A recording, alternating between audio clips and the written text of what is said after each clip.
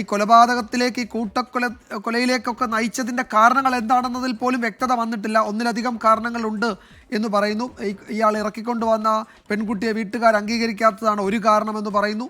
മറ്റൊന്ന് സാമ്പത്തിക ബാധ്യത അത് കാരണമായി എന്ന് പറയുന്നു. നമുക്ക് ഇനി അത് പോലീസാണ് സ്ഥിരീകരിക്കേണ്ടത്. ഇയാൾ ഈ ചികിത്സയോട് ഇപ്പോൾ സഹകരിക്കുന്നുണ്ടോ? ഇയാളിൽ നിന്ന് പ്രാഥമികമായ വിവരശേഖരണം പോലീസിന് നടത്താൻ കഴിഞ്ഞിട്ടുണ്ടോ അലക്സ്?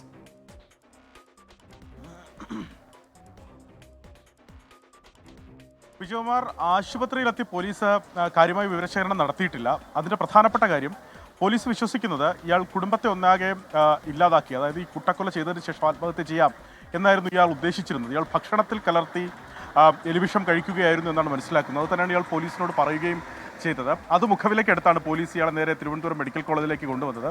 മെഡിക്കൽ കോളേജിലെ കാഷ്വാലിറ്റി വിഭാഗത്തിലാണ്. കാഷ്വാലിറ്റി വിഭാഗത്തിലെ റെഡ് സോൺ വിഭാഗത്തിലാണ് ഇയാളെ ചികിത്സയിൽ ഇയാളുള്ളത്. ഇതിൽ ആദ്യഘട്ടത്തിൽ ഇയാൾക്ക് ചികിത്സ നൽകാൻ ഇയാൾ വിസമ്മതിക്കുകയായിരുന്നു. അസൗകര്യം ഇയാൾ പറയുകയായിരുന്നു. ചികിത്സ നൽകുന്നതിനോട് ഇയാൾ യോജിച്ചില്ല. അതിൻ്റെ കാരണം ഞാൻ നേരത്തെ സൂചിപ്പിച്ചതുപോലെ ഈ അഫാൻ അടക്കം മരിക്കണം എന്ന് അയാൾ തന്നെ സ്വയം തീരുമാനിച്ചിരിക്കാം എന്നുള്ളതാണ് മനസ്സിലാക്കുന്നത്. അതിനാൽ ആദ്യഘട്ടത്തിൽ ചികിത്സ നൽകുന്നതിനോട് അയാൾ വിയോജിച്ചു. തുടർന്ന് ഡോക്ടർമാരുടെ അടക്കമുള്ള നിർദ്ദേശത്തെ തുടർന്ന് ഇയാൾ അതിന് വഴങ്ങുകയായിരുന്നു. ഇപ്പോൾ ഇയാൾക്ക് ട്യൂബും മറ്റുമൊക്കെ, അതായത് വിഷം കഴിച്ചാൽ എന്തൊക്കെയാണ് ചെയ്യേണ്ടത്, എന്തൊക്കെയാണ് ഈ ആശുപത്രിയിൽ ചെയ്യേണ്ട ചികിത്സാ സംവിധാനങ്ങൾ, അത് ഒരുപക്ഷെ വയറ് കഴുകുന്നതടക്കമുള്ള ചികിത്സാ സംവിധാനങ്ങൾ അതിനകത്തുണ്ടാകും. അത്തരത്തിലുള്ള ചികിത്സയിലേക്ക് ആശുപത്രി അധികൃതർ കടന്നിട്ടുണ്ട്. നമ്മൾ മനസ്സിലാക്കുന്നത് ട്യൂബൊക്കെ ഇപ്പോൾ ഇട്ടിട്ടുണ്ടെന്നാണ് മനസ്സിലാക്കുന്നത്. പക്ഷേ ഇയാളുടെ ആരോഗ്യനില സ്റ്റേബിളാണ് എന്നാണ് ലഭിക്കുന്ന വിവരം. അത്ര കണ്ട് ഒരു മോശാവസ്ഥയില്ല, ആരോഗ്യസ്ഥിതിയിൽ ഒരു മോശാവസ്ഥയില്ല എന്നുള്ളതാണ് ലഭിക്കുന്ന വിവരം. അപ്പോൾ വിജയകുമാർ, ഈ കൊലപാതകം സംബന്ധിച്ച്, ഈ നാടിനെ ആകെ ഞെട്ടിച്ച് ഈ കൊലപാതകം സംബന്ധിച്ച അവ്യക്തത അങ്ങനെ മാറി വരുന്നു. ചില കാരണങ്ങൾ, അത് നേരത്തെ ഒരു കാരണമാണെങ്കിൽ 2 കാരണങ്ങളിൽ ഇപ്പോൾ MLA അടക്കം പറഞ്ഞതിൽ നിന്ന് 2 കാരണങ്ങൾ മനസ്സിലാക്കാം. ഒന്ന്, ഇയാൾക്കൊരു പ്രണയമുണ്ടായിരുന്നു. ആ പ്രണയിനിയുമായി വീട്ടിൽ വരുമ്പോൾ ഇയാളുടെ ബന്ധുക്കളും വീട്ടുകാരും അടക്കം അതിനെ എതിർക്കുന്നു. അങ്ങനെ ഇയാൾ ഈ കൊലപാതകം ചെയ്തതാകാം എന്നൊരു സംശയം നിലനിൽക്കുന്നുണ്ട്. മറ്റൊന്ന്, നേരത്തെ സൂചിപ്പിച്ചതുപോലെ വലിയ കടബാധ്യതയുണ്ടായിരുന്നു. അതുകൊണ്ട് തന്നെ നേരത്തെ തന്നെ കുടുംബത്തോടൊപ്പം ആത്മഹത്യ ചെയ്യാൻ തീരുമാനിച്ചിരുന്നു എന്നൊരു മൊഴി ഇയാൾ പോലീസിന് നൽകിയതായും പറയപ്പെടുന്നുണ്ട്. അങ്ങനെ പ്രധാനപ്പെട്ട 2 കാരണങ്ങൾ നിലനിൽക്കുന്നുണ്ട്. അപ്പോഴും ഇത് അങ്ങേയറ്റം ഞെട്ടലുണ്ടാക്കുന്നു എന്നുള്ളതാണ് വിജയകുമാർ. കാരണം ചുറ്റികയ്ക്കടിച്ചാണ് ഇയാൾ ഈ 5 കൊലപാതകങ്ങളും നടത്തിയിട്ടുള്ളത്. ഉമ്മയെ പോലും അത്തരത്തിൽ ചുറ്റികയ്ക്കടിച്ച് അവർ അതീവ ഗുരുതരാവസ്ഥയിൽ ഗോകുലം മെഡിക്കൽ കോളേജിൽ ചികിത്സ. അലക്സ്, അതിനിടയിൽ ഒന്ന് ഞാൻ ഇടപെടുകയാണ്. നമ്മൾ ഈ സ്ക്രീനിൽ കാണുന്നത് ഈ പ്രതിയുടെ പെൺസുഹൃത്തായ അഫാൻ കൊലപ്പെടുത്തിയ ഫർസാന എന്ന പെൺകുട്ടിയാണ്.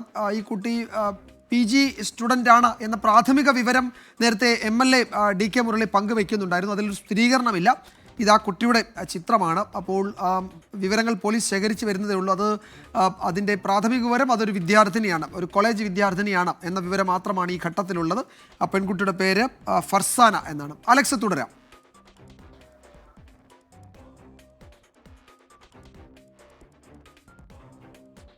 വിജു പറഞ്ഞ സൂചിപ്പിച്ച അത് തന്നെയാണ്. അതായത് 2 പ്രധാനപ്പെട്ട കാരണങ്ങൾ അങ്ങനെ നിലനിൽക്കുന്നുണ്ട്. അത് ഈ പ്രതി ഇനി ഇവിടെ നിന്ന് അയാൾ സ്റ്റേബിൾ ആയതിനു ശേഷം, അയാളുടെ ആരോഗ്യസ്ഥിതി സംബന്ധിച്ച് അയാൾ ഈ വിഷം കഴിച്ചിട്ടുണ്ടെങ്കിൽ അതുമായി ബന്ധപ്പെട്ട ചികിത്സയും മറ്റുമൊക്കെ നൽകിയതിനു ശേഷം പോലീസ് എത്തി അയാളിൽ നിന്ന് മൊഴിയെടുക്കും. അതിനുശേഷം അയാളെ ഇവിടെ നിന്ന് പുറത്തേക്ക് എത്തിച്ച് കാര്യമായ ചോദ്യം ചെയ്യൽ അയാളുടെ ഭാഗത്ത് നിന്ന് മൊഴി രേഖപ്പെടുത്തും.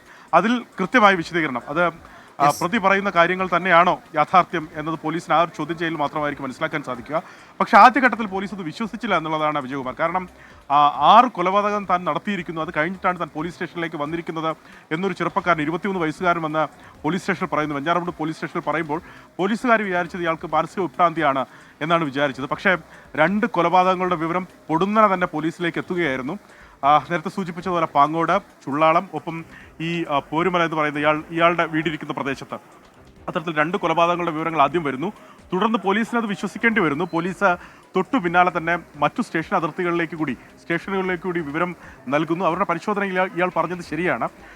ചുറ്റികയ്ക്കടിച്ച് കൊലപ്പെടുത്തിയിരിക്കുന്നു. നേരത്തെ നമ്മളോട് ചില ബന്ധുക്കളും അതുപോലെ ദൃക്സാക്ഷികളും സൂചിപ്പിച്ചതുപോലെ അതിൽ ഈ പെൺകുട്ടിയുടെ നെറ്റിയിലാകെ ഒരു വലിയ ഹോളാണ്, ഒരു ദ്വാരമാണെന്ന് പറയുന്നു. അത്തരത്തിൽ അത്ര കണ്ട് ഭീകരമായി ആ കൊലപാതകം നടത്തിയിരിക്കുന്നു.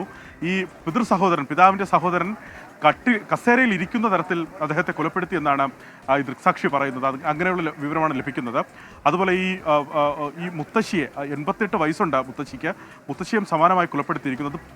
ഈ തലയുടെ പിൻഭാഗത്ത് നിന്ന് അത്തരത്തിൽ ക്ഷതമേറ്റതാണ്, അതായത് പിന്നിൽ നിന്ന് തലക്കടിച്ചു എന്നുള്ളതാണ് അതിൽ നിന്ന് മനസ്സിലാക്കുന്നത്. സമാനമാണ് സ്വന്തം അനുജൻ്റെയും കാര്യം. അഫ്സാൻ സ്കൂളിൽ പഠിക്കുന്ന കുട്ടിയാണ്, 8 വയസ്സുള്ള 8ാം ക്ലാസ്സിൽ പഠിക്കുന്ന കുട്ടിയാണ്. ആ കുട്ടി, ആ ബാലനെയും അല്ലെങ്കിൽ അയാളുടെ അനിയനെയോ അയാൾ സമാനമായി കൊലപ്പെടുത്തിയിരിക്കുന്നു. ഉമ്മയെയും സമാനമായി തന്നെ ഈ ചുറ്റിയെ കടിച്ച് അതീവ ഗുരുതരാവസ്ഥയിൽ അവർ ശരി അലക്സ്, ഏതായാലും അലക്സ് പറഞ്ഞതുപോലെ അതിക്രൂര കൊലപാതകത്തിന്റെ വിവരങ്ങളാണ് ഈ രാത്രി വൈകി നമ്മളെ തേടിയെത്തുന്നത്. പോലീസ് പറയുന്നത് പോലെ അവിശ്വസനീയമാണ്. ഒരാൾ വന്ന് 6 പേരെ കൊന്നിട്ടാണ് ഞാൻ വരുന്നത് എന്ന് പറയുന്നു.